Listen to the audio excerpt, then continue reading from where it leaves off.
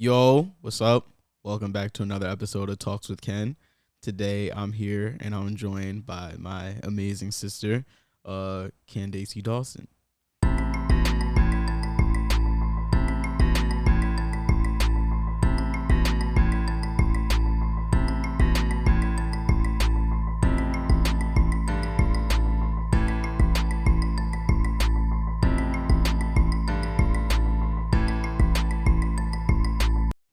Hi everyone. How are you feeling to be here today? I'm excited. I get to be on Talks with Ken. I see it all the time, so Yeah, I feel like I should have been the first guest. you should have. You should have.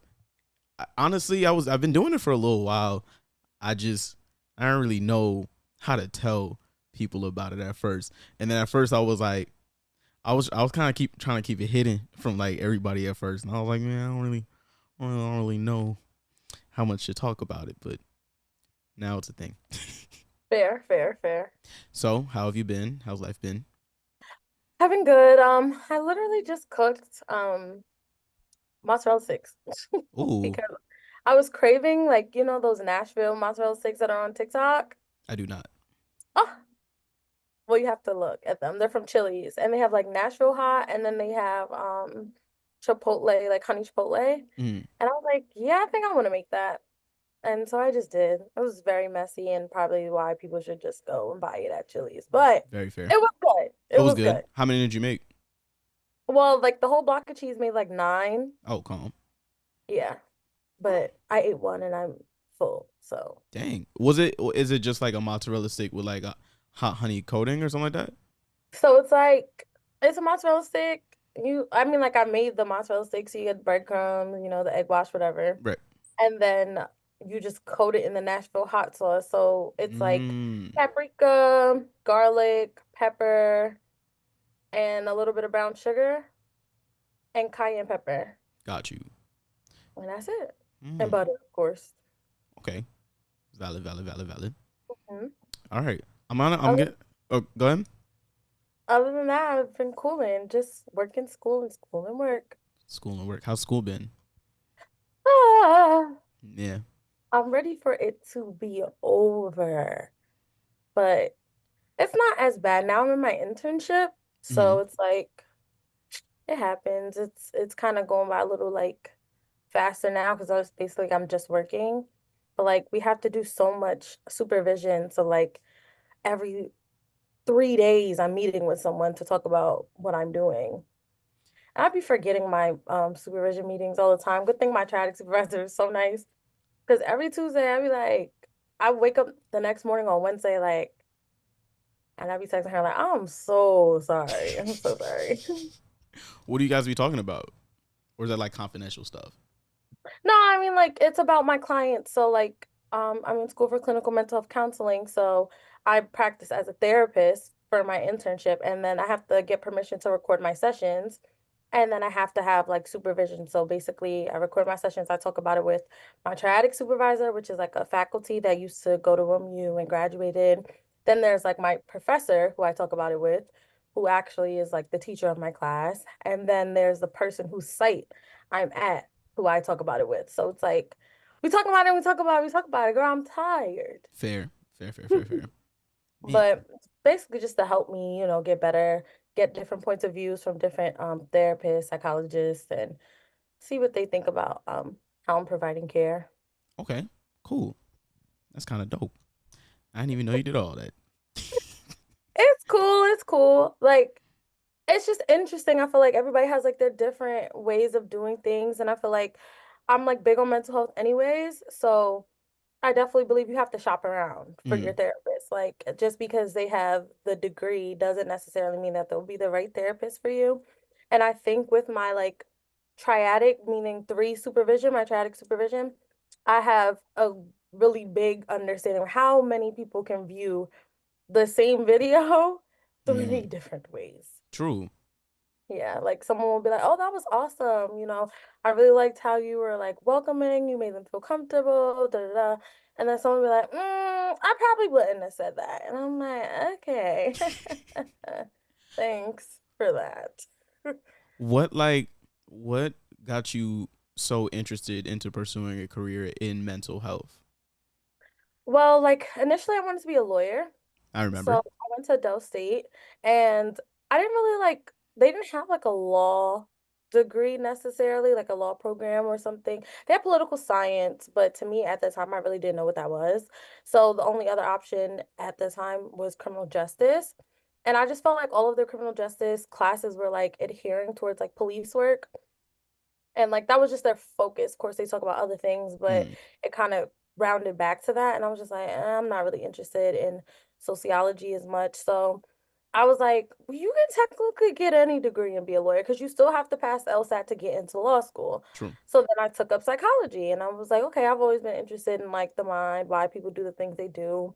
I've always been the person that people come to talk to about stuff, their Mm, relationships, their home life, like everything. So I was like, okay, that's cool. And then I was like, oh yeah, I'm kind of obsessed with this. Like I really want to know more. And it was like I really like I took a developmental psychology class and that was where I was like headed. I was like, "Oh yeah." I was really interested on like how different home life can like bring about different personalities in people, how two people living in the same household can have very different viewpoints. And I mean like we lived in the same household and mm, we sometimes have very different viewpoints. So it's like true. I was just always interested in that and then I took an abnormal psych class which is like schizophrenia, borderline personality disorders, bipolar, and I'm like, oh no, I like this. Like Mm, I wanna know about this. So I gave like when I did my thing for my entrance, whatever the thing you gotta write to get accepted into school, I forget what it's called. like the I actually can't. I'm blanking on the name. Like the college application or Yeah, like the but you know like some college applications you have to like write something like why are you like a written statement type yeah. thing. Got you. So like I was like, I wanted to be a lawyer, but I decided I wanted to like figure out what was causing the problem, so I could kind of hit it at the root. And then like in high school, you remember like I had this incident where my friend wanted to kill himself and he called me on the phone and I was like, That was huh? crazy. Like, what? And I was like freaking out a little bit. And, I talked to my mother, of course, and like we had to call the ambulance, the police, all of that. And eventually, like, he actually did swallow a bottle of pills, but I was able to intervene in the right amount of time that they were able to pump his stomach. And it was like in the moment, he was upset. Like, he did not say nothing to me. He was mad. And then his mom called me thanking me. And I still didn't feel good about it. I'm like, oh my gosh, he hates me. And then maybe like a month later, he randomly texted me again and was like, I was mad at first because I didn't want to be here, but like I realized like I was more so just upset. I really like don't want to die. And I was just like, oh, like that kind of gave me like the relief Bro, off my shoulders. So I'm like, I was just interested on like sometimes it's a lot for people to deal with just life. Like, people can be resilient people, but sometimes people are just not wired like that. right. And I just want to be a therapist who is able to like provide space for a person who may have just felt like they never had anyone who really like took the time to listen to them. Bro, you're cool. You're cool. I mean, just a little bit. That's insane. I guess I never really asked you, but like, how did that feel? Like I know if I was in a position like that where I'm forced to like the choice of having to call some like my friend calls me and like I don't really want to be here, right? And having to make the decision of do I call, do I not call? Like that's a lot of pressure. Like even now for like me as a college student, like Yeah. as a high schooler, I know that had to be like a lot more like stress. Like how did that feel? It was a lot. It was kind of like navigating like what you just said. Like, are you serious? Because I don't want to call the police and then you not be serious and you're Right. just talking to me. But then it's like, but if I don't call the police and I don't say anything, like, well, I don't want to be the like last person that could have intervened and didn't. And so like I wasn't allowed to text boys on my phone. So when I initially brought it up to our mother, I was Yeah. like, oh, my best friend had this boy text her, and he was sending like all these dark poems and stuff, and she's like, does she know what to do? He's like saying that he wants to kill himself, blah blah blah, he doesn't want to be here anymore, he's saying a bunch of dark stuff, but she's not sure. And then, mommy was like, oh, she needs to call the police now. So I ran back in my room, and I texted him, and I was like, listen, like, are you serious? Like, I don't, I don't want anything to happen to you, blah, blah, blah. And he's like, it's too late. Like, it's already done. And I'm like, ah. So then I like ran back I was like, I have to call the police right now. So why? I'm like, it was me. It was me. It was me. This is me right now. But she didn't even mention why this young man had my number. But it was like, I don't know. We weren't really close. Like, I'm the type of person who talks to everyone. Right. So like I didn't really know necessarily how he got my number, but it wasn't a shock that if he I was nice to everybody. So like he mentioned that it was like, you're the only person that like says good morning to me or like, hey, and I'm like, oh well, I don't think anything's wrong with you. Right. Like so it to me like in the moment I was like panicking a little bit. And then I kept seeing 911 on the clock. I Like, remember you saying that. yes, like prior to that, I just kept seeing it and it was freaking me out. And like, mommy was trying to tell me what nine means in the Bible, what a one and 11 means in the Mm. Bible. And none of those things were like clicking to me at the time. And like, after that happened, I haven't seen 911 on the clock no more. Man, So it was kind of like, okay, it was a little creepy there, but that's kind I of wild. felt, I felt like afterwards it was like, okay, I'm glad I did what I did, but I had someone else, like I told this story to my friend, like let her know what was going on. And she had someone say like kind of the same thing to her. And she ended up calling the police on him and he was not serious. And so he ended up going into like the little behavioral institution and he was pissed. Mm. And it was just like, I still feel like in those situations, you'd rather be safe than sorry. Yeah. And I really take like from what mommy said was just like, it's a cry for help. Regardless whether they mean it with intent or not, that is just like a physical way of showing I'm not okay. Like I want you to know that I'm okay, not okay. I want someone to know or to care that I'm not okay. And yeah, there's a lot more steps that you have to take to order to see like if someone's really like at risk for suicide or like harming themselves versus, may just be having a bad day because everybody goes through those periods of time where it's just like, man, like life is a lot. I just Right. don't feel doing it anymore versus a person who has a plan, who has where they're gonna do it, when they're gonna do it, how they're gonna do it. Like Right. there's other ways to assess, but as a child, you're not thinking about that. Dang. Well, well, that's a lot. Yeah. As Wow. This got pretty heavy. as someone who wants to like provide space for people, like to be a therapist, have you ever been to therapy yourself? You know, listen up here, bud. That's like the number one rule of a therapist, right? Mm. Like, if you are providing therapy, you should be in therapy. Mm. I don't have a therapist. Mm. Therapists are expensive. They are. Okay, if you only got insurance that covers, and I kind of like that's kind of a little bit of more of an excuse because you find time to go to the doctor. And like I say, if you can go get a physical checkup, you need to get a mental checkup too. Like, if your brain don't work, you don't work. Mm. That's a So bar. it is important, and I do want one. I definitely need one, okay? Because like you just in like sessions sometimes, like with my clients, it's like I'm really triggered by something that you're saying right now, and I can't necessarily put it all together, but without having that person that you can go and kind of talk those things through with, it kind of lingers. You may like it may dissipate, but it may come up in a bias. It may come up with how you respond to that client because of your own personal stuff that you really haven't hashed out yet. So I feel like for therapists who don't have therapists, you just have to be extremely cautious that you are not like counter transferring your issues onto your clients because you're not taking care of your mental well being, just like you're asking them to as well. Right. And like that that relationship, like you, when you get to sit on the other side of the chair and understand like the awkwardness or the frightfulness, or it makes you a little more understanding to your own client as well. Like you've been in their position to say, like, okay, I don't know this lady in the I want to talk to her, but like, do I want to tell her everything? True. And she got a right to like, say share my information if it's like harmful. So Yeah. gotta be careful of what I'm saying. And like it is just really important for me to get one. I do plan on getting one. Got you. Got you. Got you. Hmm. I went to. I think it was like last year. Last year in the fall, before I went Mm. to LA, Emerson has like.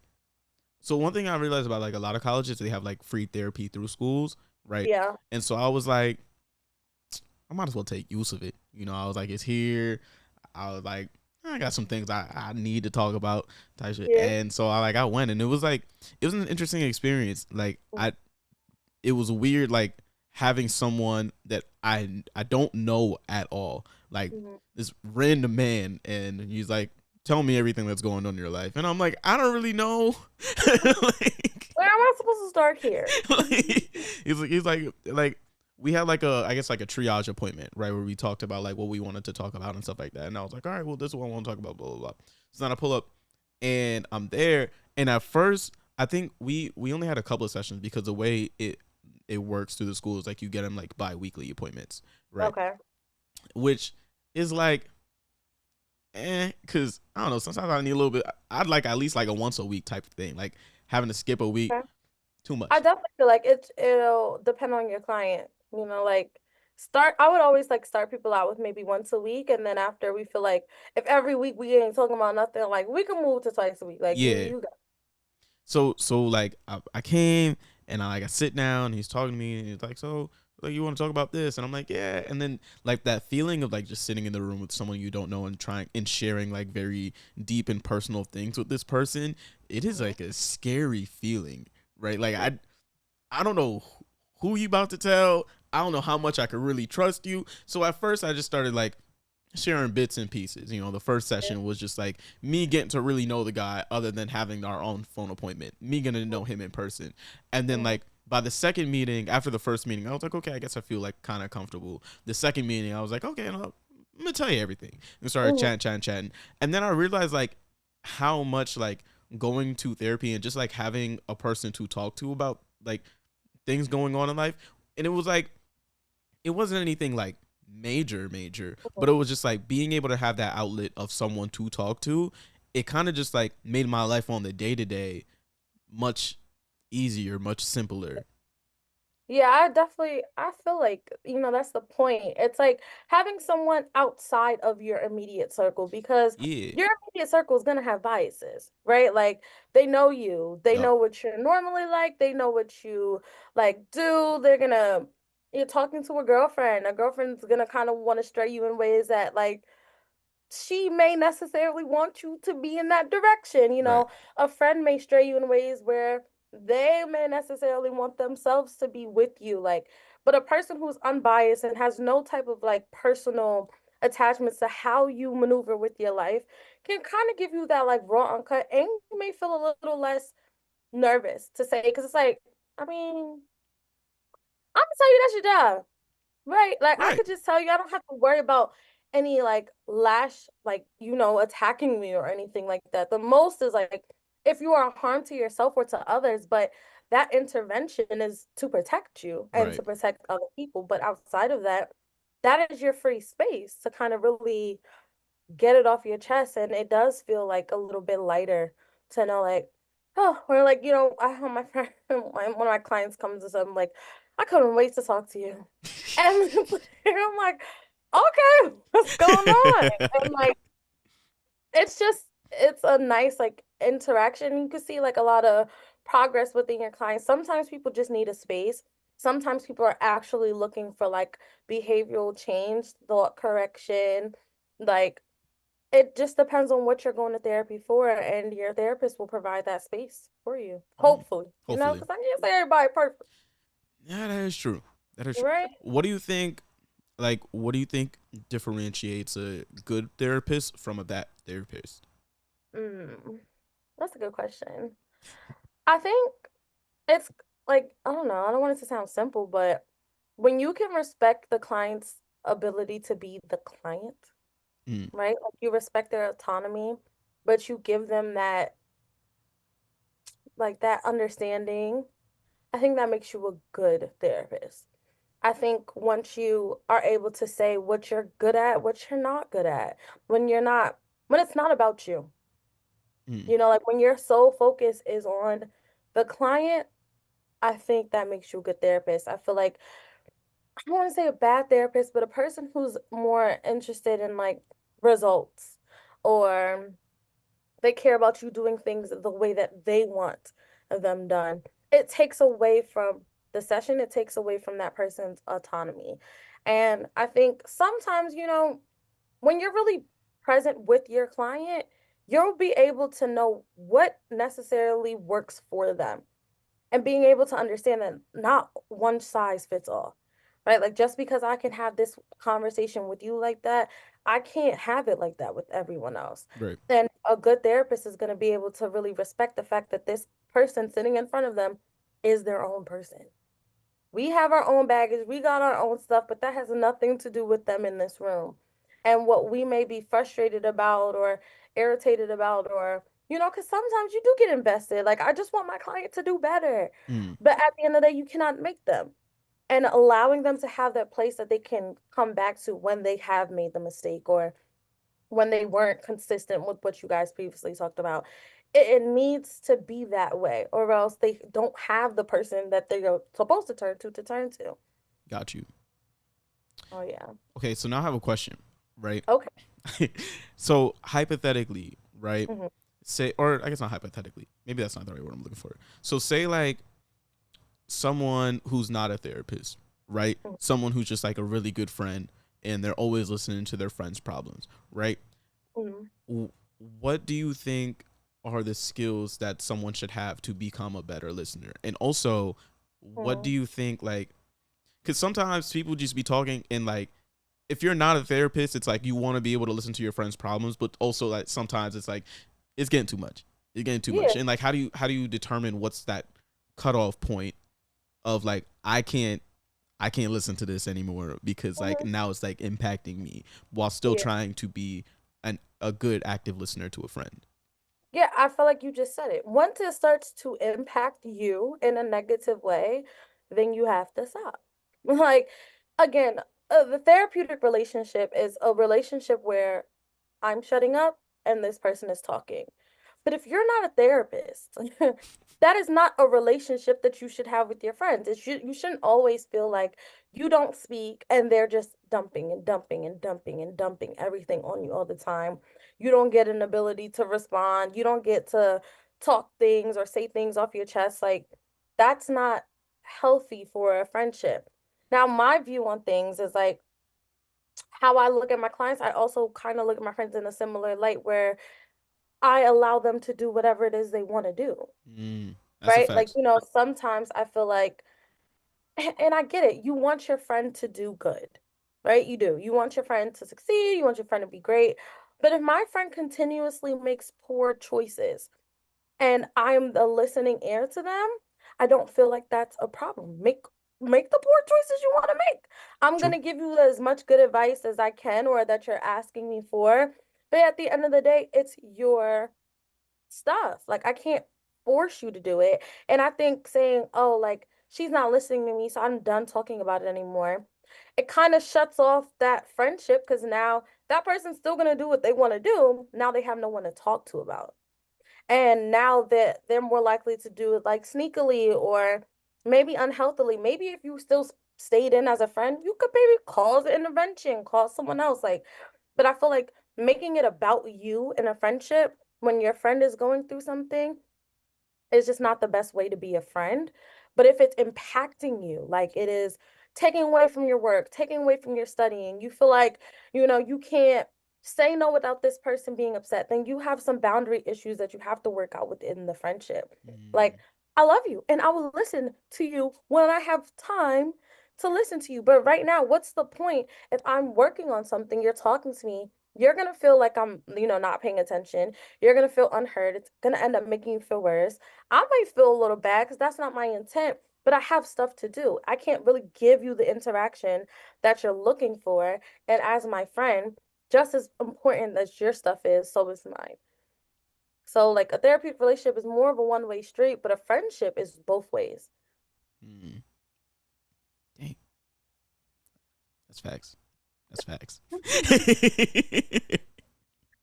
That's But facts. it depends, like, like sometimes people do, they get really bent out of shape about what their friends do. Like, Yeah, and that's that, I don't always look at it as a bad thing, but that's them making themselves more important in the situation. true. Like, no, like she keeps doing this, she keeps going back to this guy, or he keeps going back to this girl. I'm sick of it. Like, I'm not talking to her about it ever again. It's like, what is actually happening to you? Mm, Like, I feel like in those moments when you're bothered, like so bent out of shade about somebody else's stuff, just take a minute and be like, what is really like going on with me? What about it is bothering? Is it because I've been through a situation and I knew those things never got better? So I just want to see better for my friend?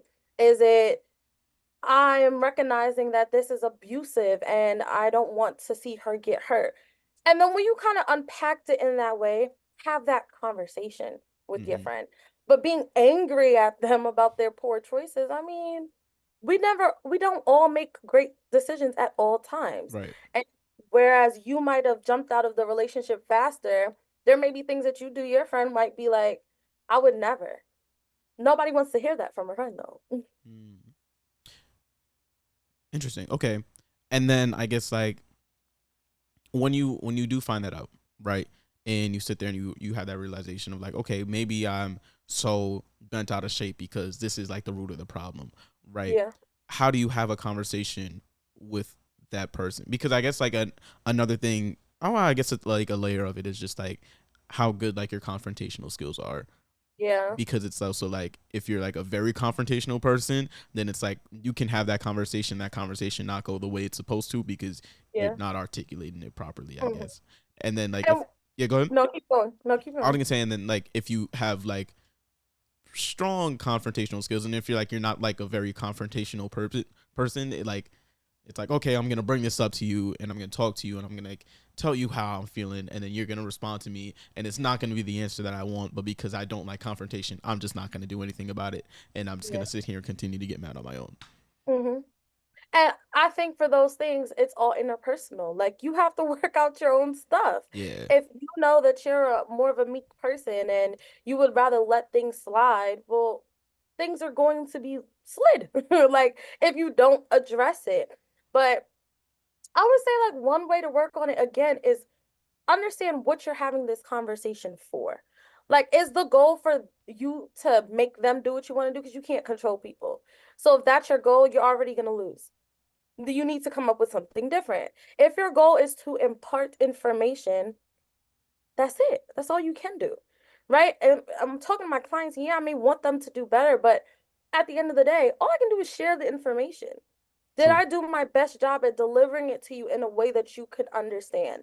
If my answer is yes, then that's it. I remove myself out of it because you have to do what you have to do with what I given you. I just know that as a friend, I didn't sit by and not say something, right? True. And it's not like someone said this to me before, like confrontation is conversation. How you have it is the most important part. And I think that was like the hardest thing for me. I currently work in a prison and I work with all grown men as a counselor. And for me, I'm like, I'm this little girl, I'm all hype and bubbly, like, and you want me to tell them when they're doing something wrong and they're 70 years old? Like they're gonna look at me like, girl, you can't tell me nothing. Yeah, they're gonna be like, I've been through it all.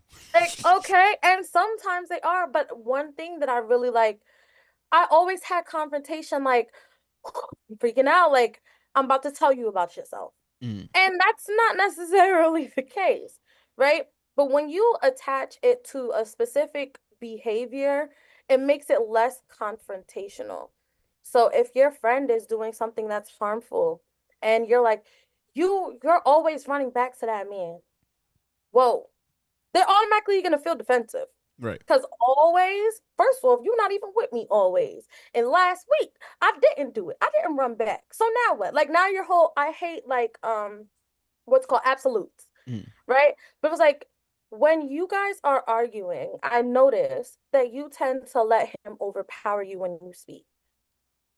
That's a specific problem. That's a specific time frame, or it's not acknowledging that they don't do it 24/7, but they do it often enough, and it concerns you. And if they're like, well, why does it concern you? I'm like, because I feel like you're not being heard, and I don't think that's healthy for a relationship to you for you to be a part of. They're like, oh well, I don't care. Okay. Okay. Like Right. this okay, if you don't If you don't care. care, I don't care. Yeah. Right? And it may not even be that I don't care. It's just not my job to Yeah. make you care. Right? Like I can't force you. I can't make it, but well, all right, if you don't care, that's fine. But if it ever becomes a problem and you want to talk about it, just know that I'm here. Mm. Great.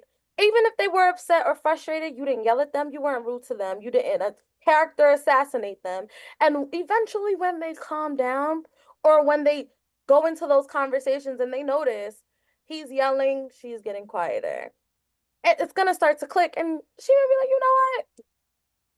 Maybe she was right, but she didn't judge me. So I can True. go back to talk to her. She didn't make me feel bad about it. So I can still have that conversation about it. Like, you know what? I was having this conversation with him the other day, and as soon as he started yelling, I just shut down. Now you have a person where you can actually be the friend that you wanted to be and support her or him, whatever the case might be. But it's just we get so frustrated and we say things that, just make your argument faulty. You're always late. First off, I wasn't late yesterday. So now what? When really, yesterday you were late by 30 minutes. Well, I can't argue with you there. Right. That's exactly what it was. And last week you were late twice by 15 minutes. So I'm concerned about your lateness. Well, you just point out 3 times I was late in 14 days. That may be problematic. Now, if my response tends to be like, oh, that's not that bad, then we have different values, like Right. on what is acceptable time frames or like or acceptable requirement versus something else. And you can also have that conversation. What are your expectations? And can I meet those expectations? If not, then let it go. I'm sitting here and I'm talking with you, Hmm. right? And I'm like, I can see the lawyer. You know, I Specific. will share that like I decided after I graduated, Mm. I bought an LSAT book, and me and my friend, we were going to like, I'm still going to do law. Like, a part of me wanted to do psych, but I still wanted to do law. And then I got a job as a counselor, like, as soon as I graduated. So then I was like, okay, I can do this, but I can still practice. And I will say that, like, I am my biggest critique. And it was like I was understanding the concepts and I could see myself doing it, but the pathway wasn't as linear as like psych. So I like freaked out. Like to be a lawyer, I gotta go to law school, but hopefully I get into a good law firm and Yeah.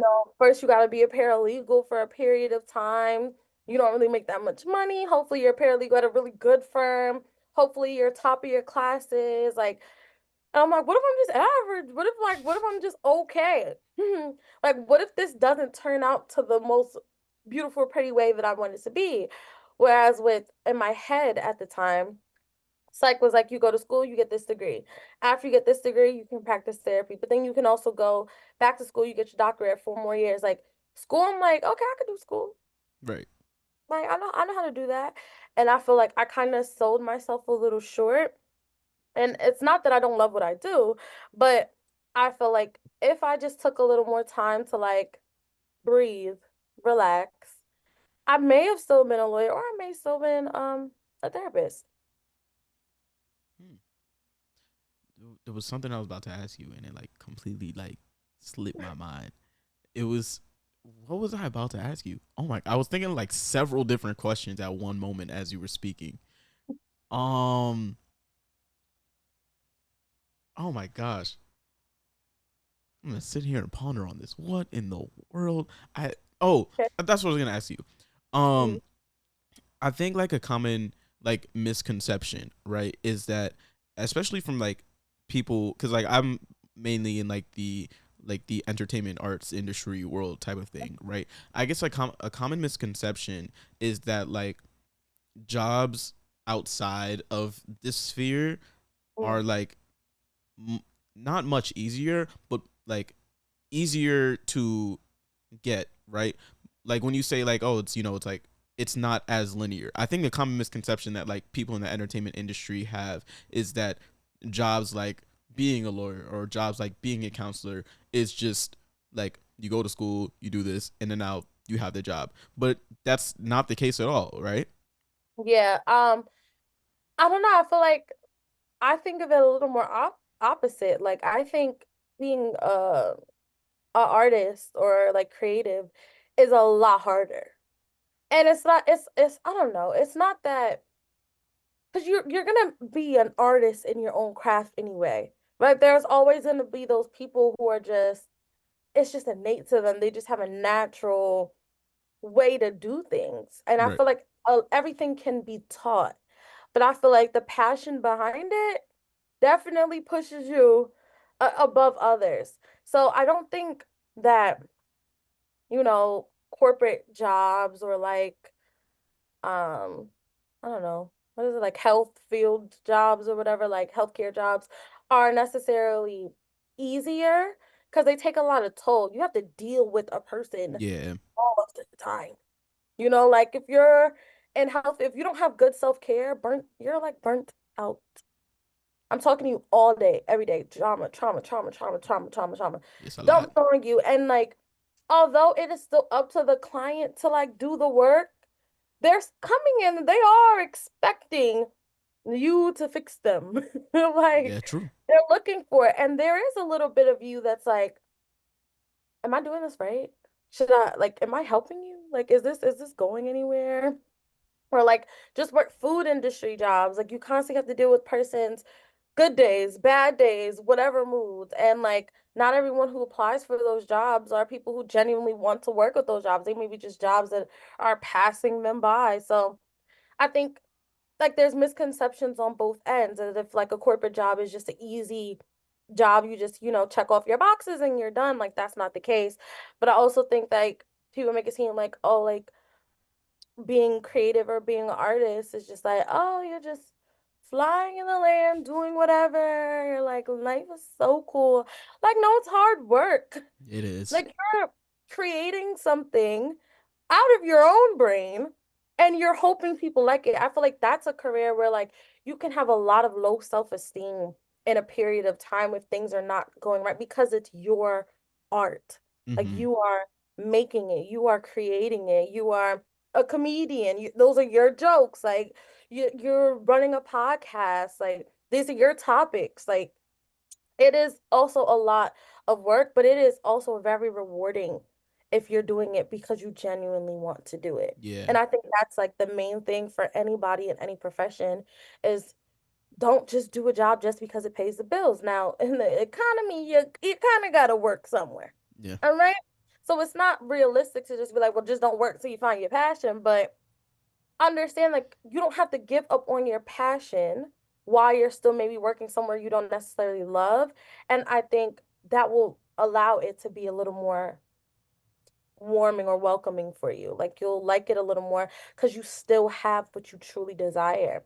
But a lot of times people get into a job that they don't really want, but the pay is good and give up on what they actually want to do. And slowly but surely they become miserable. True. Very, very true. Very, very true. That's why I feel like everybody that like works in the entertainment industry, I feel like most people who work in the entertainment industry should have a therapist, right? Especially if you're doing a job in the industry that's not like production based and you're on like the behind the scenes type of things, but more so like if your goal is to be like on a very like front facing career, like you want to be an actor, you want to be a musician, you want to be like an artist, something of that sort. I feel like it's really important for everyone to have a therapist because it does bring like very low self-esteem at times. Like Yeah. if you're doing it for the purpose of getting validation from other people, right? Yeah. And you're not getting that validation, you feel like you're in the dumps because you're not doing it because you want to do it. You're doing it Yeah. because you want other people to enjoy you doing what you're doing. And Right. if you're not getting that, then it's like it's it's rough. And like even if you're doing it because you want to do it, Yeah. it's hurtful when you're like taking your time and it's like, okay, I think this is it. And then people are not nice. Yeah.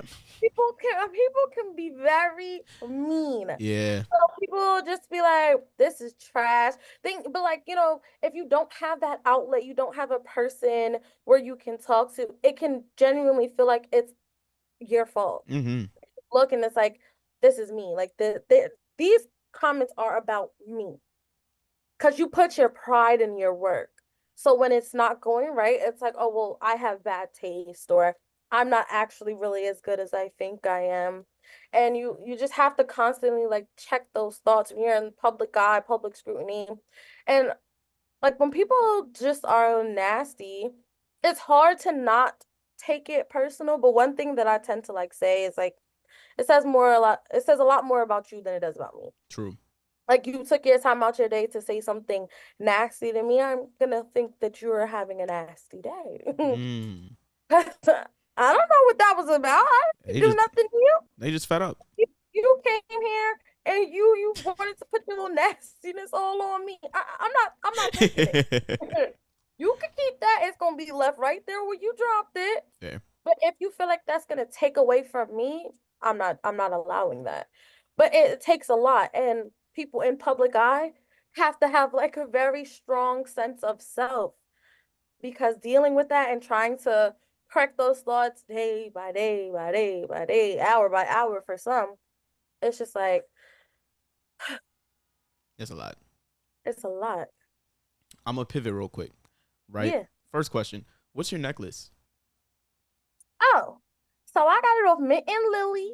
Mm-hmm. No, I'm not sponsored by them. But it says Ken-Dacy Oh, that's kind of and cool. like script. I don't know if you can really see it because my ring light is ringing, Mm-hmm. but it says Ken-Dacy and I script. see it a little bit.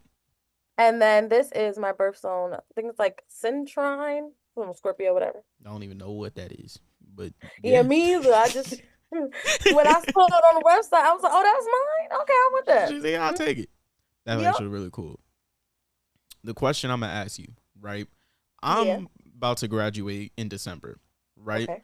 I'm about to graduate, get my bachelor's and all that good stuff, right? Okay. You already done did that, right? Yeah. You about to go and get your master's, right? Yeah. What was life like after like right after you finished your bachelor's degree, right? What was that time period of like transitioning into like, all right, now I'm like done my bachelor's degree. Now what do I do type of thing? Like what advice would you give to me? Because I don't really feel like I want to get my master's. I think if I were to get my master's, it would probably be like a few years. Yeah. And it would be like an MBA. Um, Okay. but like for right now in this like transitionary period of like I'm coming out of school, I I'm broke. Like like like what was that like? And then what advice would you give to me or to anyone else in a similar position? That's a really good question. First off, I was like at school all 4 years. Mm, So like the first major transition was moving back to your mother's house. yeah, that's fair. that's Okay. that's a major transition. I was not feeling it. Okay. And it's just more so simply like I did what I wanted to do, when I wanted to do it. I had my own schedule. Like at this point, it's like, what you mean? Where am I going? Yeah. Outside. This is my third time outside this week. It's only the third day of the week. I got 4 more days to go. Okay. So like that was kind of like a little difficult to transition to. I think fortunately for me, which is a lot different for some people, is I got a job in the field that like my degree was in literally the same month that I graduated. Wow. So I graduated in December of 2020, and I got hired at the end of December in 2020. So I was Bomboclat. so for me, it was like when I had to like schedule like, oh, I have a job. Like, oh, an adult Yeah. job. Nine That to to me five. was a big like transition because before I worked at Chipotle, but like Chipotle knew I was giving it up. Well, I'm not gonna be here late. I got class and then I gotta go outside Yup. afterward. Wake up early. I'm gonna call you. I'm being a little hour late. I'm like, relax, you'll be fine. Like that wasn't serious to me, but like, I have to be there on time. I'm there 5 days out the week. Like, goodness. And like trying to like mesh with my friends on my first adult check, I was like, does this have a comma in it? What am I supposed to do with this money? And I feel like, I definitely could have did better at saving. The girl, I was outside. I was just I'd be buying outside stuff, too. just buy stuff. I'm like, I never had this much money before. Poor money management. So I would say figure out what you want to do. Like figure out where you are trying to get to. And I would always say work backwards. I took that period, I took a year off from school and not voluntarily, but because I thought that I was going to take the LSAT. Mm. So I studied for December up until um June. And then I was like, I'm not gonna do this. Mm. And then I saw the program that I wanted to be in, the clinical mental health counseling program, and I couldn't apply till December. So I spent that time like just trying to figure out how I'm gonna get into this program, and I'm not gonna start till the next year. So I felt, me personally, I felt like I wasted a year. My friends had already went to school. They were already in their first year of their master's program. And I was just like, oh my gosh, I'm a year behind. My program is 3 years. Theirs was only two. Some was only one. And I'm like, oh, like they all got their masters and I don't have anything just yet. Right. And I felt a little more like self-defeated, but like I just really like talk myself up a lot. And so I just was like, at the end of the day, it already happened. It's already done. The year is gone. Like you can only do what you can do from now. And stay connected but focus. Like this period of time to me is like you're so ready to be done with school and like just but I mean I am gonna say like I'm gonna be devil's advocate here. Like I just feel like 20s is not to rest. True. Like the my 20s, I don't want to rest. I want to be on the grind. Like I need to set up my life. I want to set up everything that I want. So I'm gonna go to school. I'm gonna get whatever degree I need to get. If I need to get a certification, then I'm gonna get it now. Like I want to get it now because it's easy to become complacent, comfortable. If you get a job that ends up paying good, your dreams, everything that you wanted may go null and void after you wait 4 years and you're cool. Like That's real. you're not necessarily the happiest person, or but you content. You got a little money, you're going here and there, but like I would always say, figure it out. Like work backwards to forwards, or backward. Yeah. Mm. Like figure out where you want to be. What is it that you need to get to be there and keep going? I read this like, or I listen to this motivational speech and I play for my clients sometimes too. And it's called like No Zero Days. And that's just something that I feel like I replay when I feel like I'm getting a little lazy. But no zero days basically means there should be not one day that you're not doing something that is pushing you to your goal. That's what sets people apart from being the greatest and then, being average. If that means reading one page of the book or one push up or taking one class at a time, but doing something that's perpetuating your life goals. Like, I always say do that because I have a lot of friends, who get to a period in time and it's like they're stuck. They're like, I don't know what I'm about to do, and like somehow, some way, I'm about to be 29. Yeah. And I don't even know how I'm 29 right now. And I haven't really done anything. I think also social media can be like ugh, evil. And it can be very helpful. Like, don't get me wrong, everybody knows like the benefits of social media, but the thing about social media that can be defeating is feeling like you are in competition with the world around you. And I just feel like for likes and pictures, I'm not about to waste my money anymore. Cause like I was definitely, one of those people like, oh, I'm posting, I'm here, I'm outside. And it wasn't internally to get the attention, but it was just like everyone's doing it. Yeah. Like everyone's going on a trip for their birthday. Why I'm not going on a Why trip don't I for go my birthday? outside? Yeah. Right? If everyone's going here for this party, why am I? But it's like when I sit down and I think about all the money that I wasted, it's like, yeah, memories, I had them, but like, I don't know. It's just like, I'm more focused on getting to my actual goal, Mm, which is, to be a doctor. I want to be a doctor. So if that's my goal, what am I doing that is adherent? I want to be rich. Okay. yeah. I want to have lots of money. So that money that I'm spending on this $3,000 trip, what can I invest? Like there are ways, how am I putting something like in return for myself? I really feel like it's important for people to have a business mindset.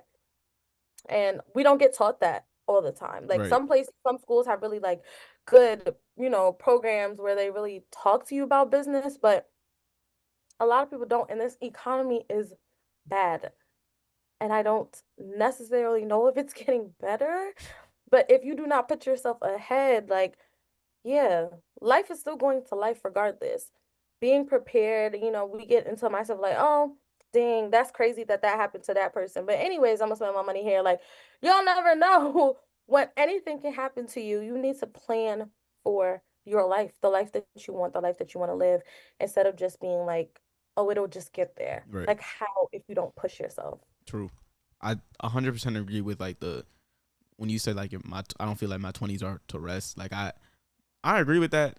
Like I feel like a lot of people around me are like, oh, like after like you finish, like you deserve to rest for a little bit. And I feel like that's like valid. That's what some people want to do. That's what some people want to do, and I respect it. But Yeah. like I'm also on the same mindset. Maybe it's just because like I don't know. Mommy was always just like, hey, what are you resting for? You need to rest, right? Yeah. But like I'm of the same mindset where I'm like, I I feel like I've been working really, really hard, and I feel like if I don't keep pushing and I take that break, it's like it's easy for that sense of like that like complacency to come in, and not for me to like I'm not gonna want to do anything. And if I get a job that pays me the decent amount of like, it's like, oh, you get like $60,000 a year, right? Mm. Which is like It's average. calm. Yeah, Yeah. yeah, but it's like that's not my end goal. That's not what Mm. that's not what I want. Like, Right. but like if I decide not to really do anything, and I get that, and I never had $60,000 in my life before, I get that coming in, man, I'm chilling. Yeah, I'm chilling. I'm chilling. 60,000. You know what I can do with $60,000? And that's what I'm saying. Like, and then after 3 years, eventually $60,000 is not enough anymore. Yup. Right? Like now you become accustomed to it, and now you're like, dang, well, how do I make 100K? Yeah. And like now you're starting 3 years later at figuring out what you knew that your end goal was anyways. You knew that you wanted to make over 100K, but you settled for 60K because that's what was given to you at the moment, and you did not continuously like try. Mm. So like 20 is like, I don't know, I get it. Like you just did 4 years of school back to back. You were in school since you were born, okay? Yeah. Like basically. And then after you graduate, you got your bachelor's degree. You're like, you want to like just take a minute where you're not on a deadline. Like I say that all the time. I'm in school now, and I'm just like, I can't wait to just not have somebody telling me that I need this due at this time, that I need to get up and get on this call. Like, just leave me alone. But then I'm like, on my days off, like yesterday, I was like,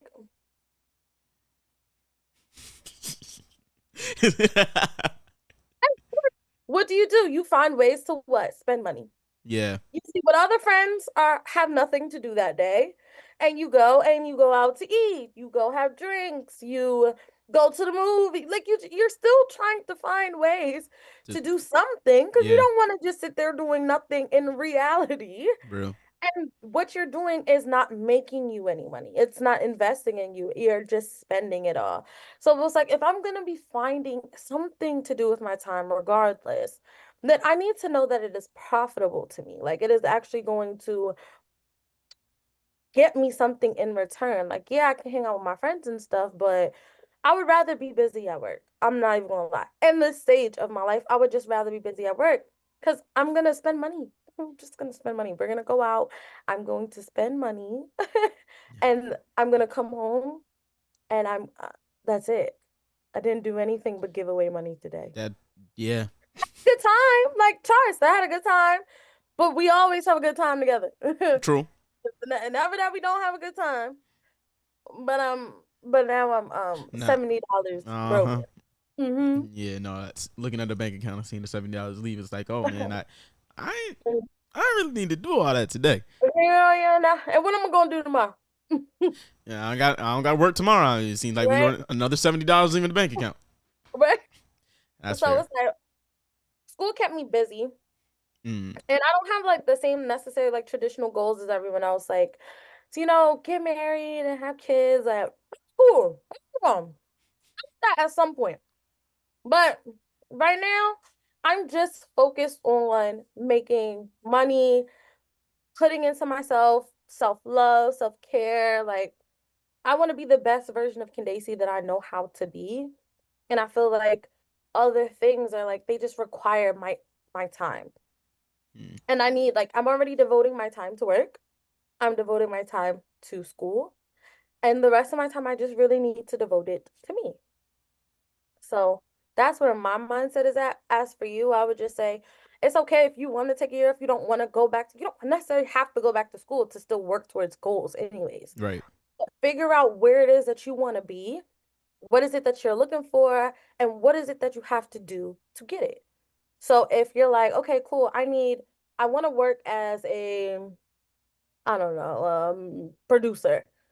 But I know that before I become a producer, I have to I have to get experience. So make sure you're applying for jobs that'll look good on your resume Right. for you to become a producer.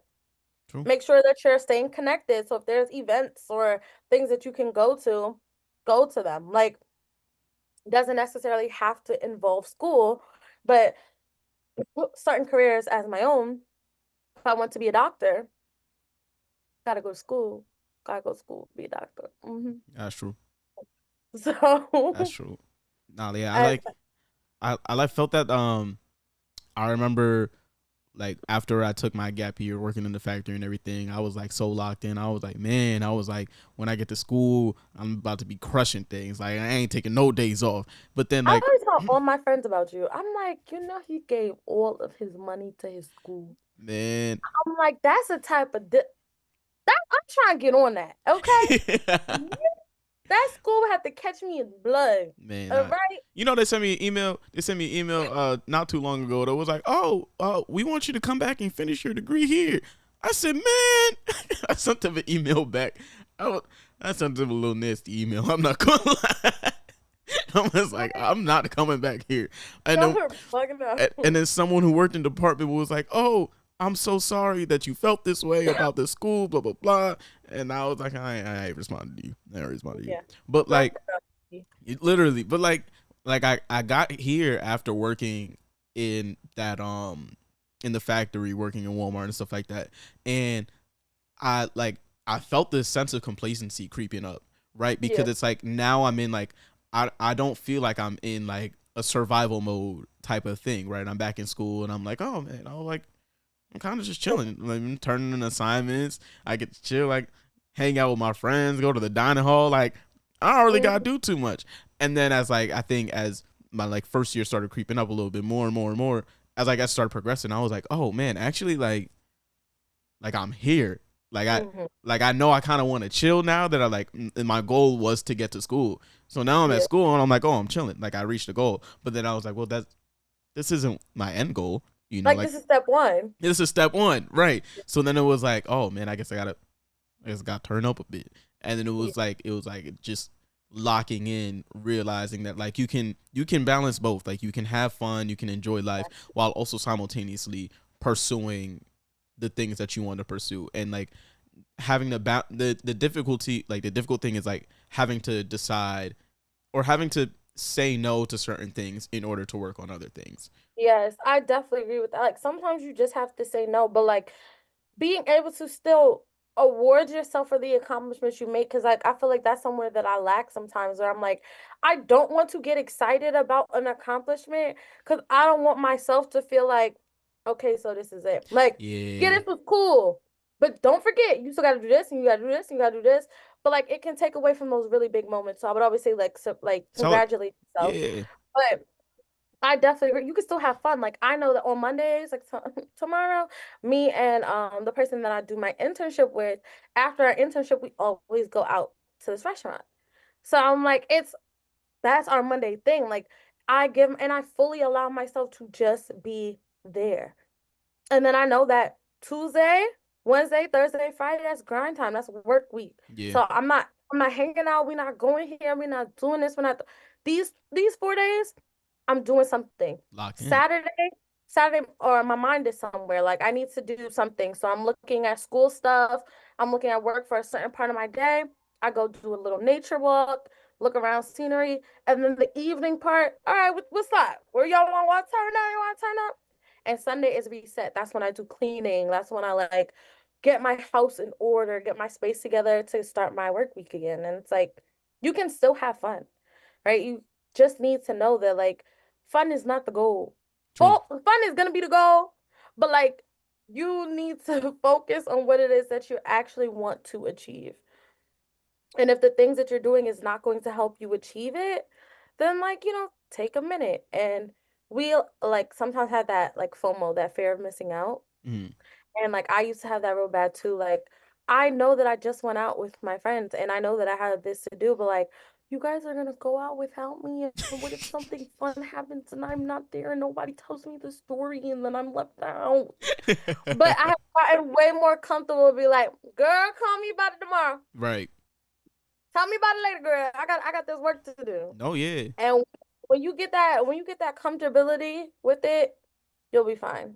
Yeah. I think that's where I am now, especially like as tired as I am of being in school, like I just want to be done, man. Like during this last semester, I feel like what I'm actively building has been that sense of like, just tell me about it later. I don't need to Yeah. go. I'm feeling I'm feeling old, right? And not like old, but like like I'm 23 around a bunch of people who are still like 21, 20.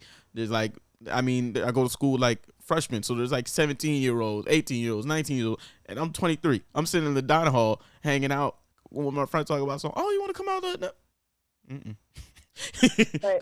Go ahead. You go without me. You tell me how it was. You have Right. the fun for me. You know. Mm-hmm.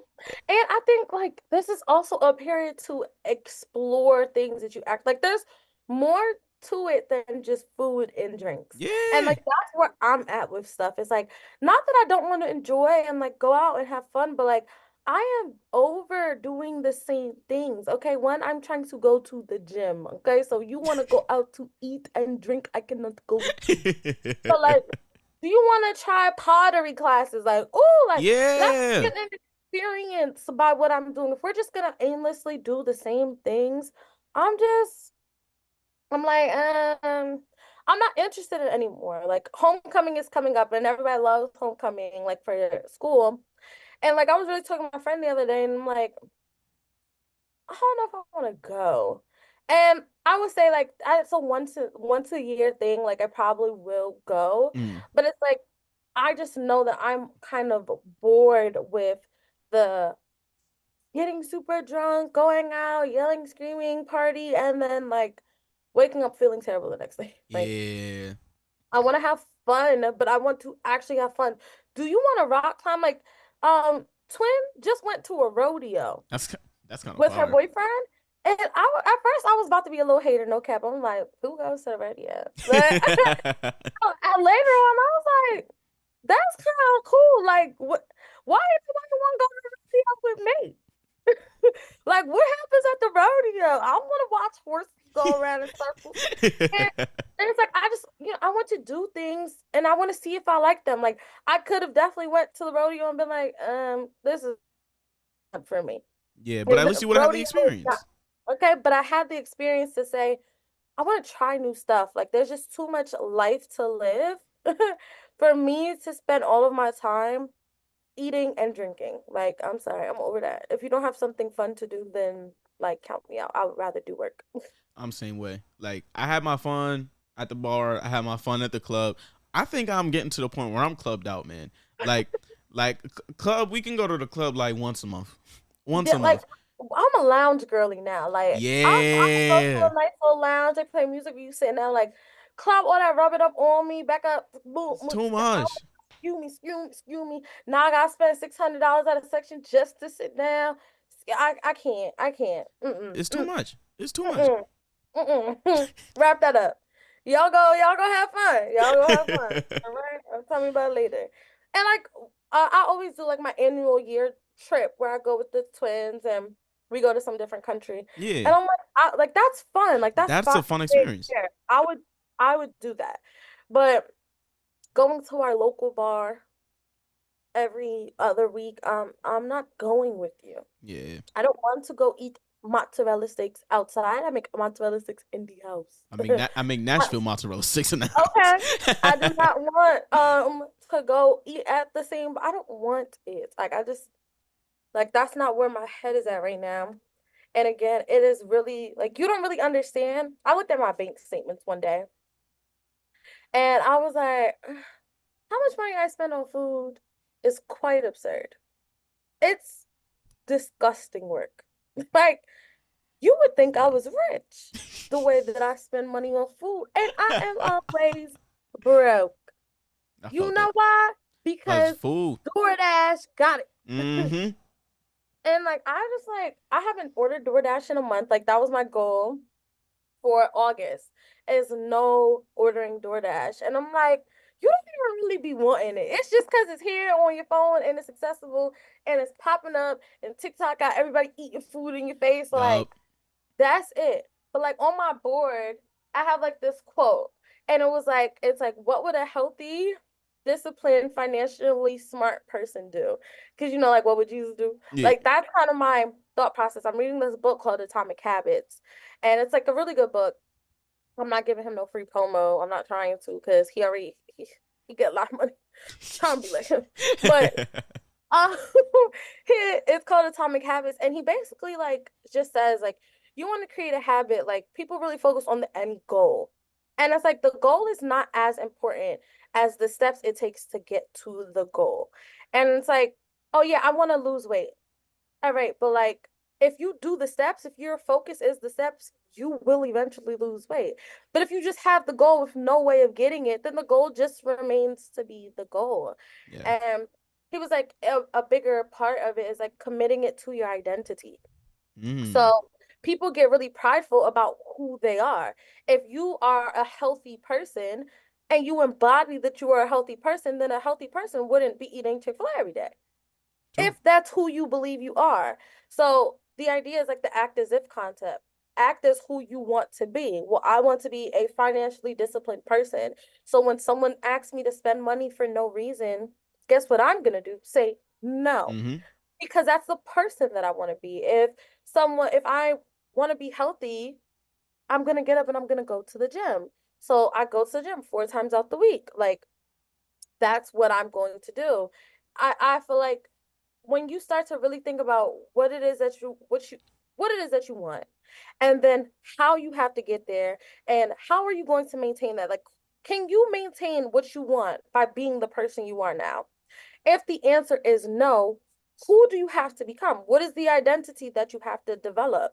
And you have to start today in order to eventually get it. You can't just hope that once you obtain these things you're going to become that person, Right. because that's not necessarily true. That's true. What would you say to like what has been your biggest like help in staying patient to achieve those goals? Because it's easy to get impatient. It's very, very easy to be like, all right, I'm not seeing it happen now, so it's just not gonna happen, you know. So like my goals right now are like school based and they're like health based and financial based. Mm, And so as for school, I'm like I just gotta do it. Like I have encouraged myself to make moments of the things that I am progressing to, like take a little time and be like, you know, it feels forever, but you are almost done. yeah. And yet initially you just started. So like one, I would say being present in the moment, having gratitude is a great way to be patient. Another thing is as far as weight loss, I had to get out of the mindset of like, so I'm gonna do this, and to lose weight by this date at this time and this amount. Like, no, it's not. I had to change my frame of mind where it's like, I'm not trying to lose weight, I'm trying to change my lifestyle. I Mm, don't want to be a person who eats crap every day. I just don't want to. And those minor changes will eventually become bigger goals. But if your mindset is just focused on the outcome, if you're just outcome driven, then yeah, it's gonna be a long, miserable road. And more than likely, you're not gonna stick to it. I also allow myself grace, but I hold myself accountable. So I'm not a perfect person. If I okay, because I got this salt butter pecan ice cream in the fridge, and when I get over here, I'm eating with some cookies. But guess what? When was the last time I had a dessert? true. In like a month because I don't really eat sweets and stuff. So if I have a craving and I want it, cool. But the idea is to not overindulge, not to be like, okay, now you're gonna eat a whole pint of ice cream because there is no way in the world that that's going to happen. Like, you don't. You have to be patient with yourself. You got to get out of like an unrealistic mindset of, oh, I'm gonna cut all carbs. I'm gonna cut all this. I'm gonna cut. Some people do that. Kudos to y'all. But for me, the outcome is I just want to be healthier, right? Like it's not about I can't say that's not about the physique or what I'm going to look like, but that's not the most important thing to me. Right. And if I focus on the steps, which is going to the gym and eating healthier, eventually all those things will come with it. So patience, like it comes sometimes where I'm like, oh my gosh, this is month 964. And we're still not where we want to be. But when I think about it, it's like, yeah, because don't forget it, in month 900, you ain't do nothing. Right. Yeah. Yeah, you slacked off a bit there, bud. Or remember when you said not to bring that whipped cream in the house and you did anyways and you ate the whole thing? Well, then that's what you True. get. What do you think? It requires you to be honest with yourself, but then also to be like, despite my mess ups doesn't mean that I have to like be quit. I just start again. And I definitely don't wait for the top of the week. I don't wait for the first of anything. It's real refreshing for me. Like I do understand why some people wait till the beginning of something, but I've gotten out of mindset like I can actually do this right now. Right. Like start today I start right now, today. in this moment. And so being patient is just I feel like what's the alternative? Like, True. if you're not patient, what happens? If you are patient, what happens? When you think about those two scenarios, what sounds better to you? Mm, Yeah, have a little patience. I ask my clients that sometimes when like they catastrophize or like you can always think about what's wrong with something. You like literally can always think about what's wrong. There's always something wrong with something. But when I really sit down and think, I'm like, so what's the alternative? Not to do it? What happens when you don't do it? Okay, so let's get away from that. We know that we don't want to, so we just got to do it. true. It's just what needs to get done. I'm really solution oriented because I don't want to get trapped up in all the whys and all the what ifs and woe it's me. Like, not to say that that doesn't play a part in what was, but that doesn't have to play a part in what will be. True. Yeah. You a big brain individual. You're a big brained individual. I'm just me. That's Well, fair. is there anything else you want to chat about? Anything you want to ask me? Anything you want to say? No, particular, I really do appreciate you having me on here. I do I just want to say this. Like, I really admire how creative you are. I feel like that is something that I wish I had a little more of. And it's like, I could be a creative person, but like, you are a dedicated individual who continues to like strive and do like the best that they can do in all areas. And I love that about you. And you definitely help keep me motivated too. So I do appreciate you even having me on here. So now I can be like, yeah, I was on talks with Ken. Like, okay, so Oh, well, I appreciate that. Sometimes it's like sometimes I don't feel that way about myself, right? Where I'm like, I start doing something, I'm like, man, I think the my biggest thing is always like the comparison aspect of things, right? yeah, Where I'm like, I'm seeing other people, I'm like, oh, they're doing this, and they're like so much further than I currently am. So it's like, man, am I really doing a good job? But then like sometimes I like take a second and sit back and be like, oh, well, no, like it's all like progress, and progress isn't a linear thing. Like it's gonna go up, yeah, it's gonna go down, and like if I yeah, sit back and look back at where I originally started to where I am now, it's like there's a big change. So yeah, like giving myself that grace and like understanding that like I'm not where I want to be today, but that should be what motivates me to get there and try again tomorrow and try again the next day until eventually I do get there. And then even when I get there, I keep going because there's always something more that I can strive for. But yeah. I always say, well, the main saying is what comparison is the thief of joy. Like, yeah, I definitely believe in looking at things around you to gain inspo, not to tear yourself down. So if you're looking at things and you're like, oh, wow, they did this in this amount of time, what did they do? Is this something that I'm capable of doing? Okay, bet. I'm gonna add this to my next thing. yep, Instead of being like, dang, they did all that in this time, and look at you. yeah, Nowhere. Like, it's all about your perception. I always say, like, are you a glass half full or half empty person? It's better to be half full, in my opinion. Like, there's water there. And if you don't appreciate the fact that there's water, you'll be miserable anyways. true, That it's not as much water as you want it to be. You know, I always say, like, you can't do anything about it. It already happened. It's there. It's in the past. But you can see something, you can get inspired by it. I'm on that. Like, real. why am I about to do that? Let me see if I can put that in my thing. Like, you, actually, thank you. And like, I know in my like motivational thing that I was talking about, no more 0 days, it said like one thing to that you should include in like your daily routine is reading books. And it's like there's always something out there that you may want to do that somebody else has already done and given you the instructions for. And it's Mm, like you don't have to look at it as like, dang, they did this and I didn't do. No, it's like, thank you for doing this. Thank you for letting me see that this is possible. Cause now I'm gonna try to do it. Now I'm gonna see what I'm made of. What can I do? It doesn't have to be a negative thing. I try my best to like look at situations and not try to compare myself, but inspire myself. real. Mm.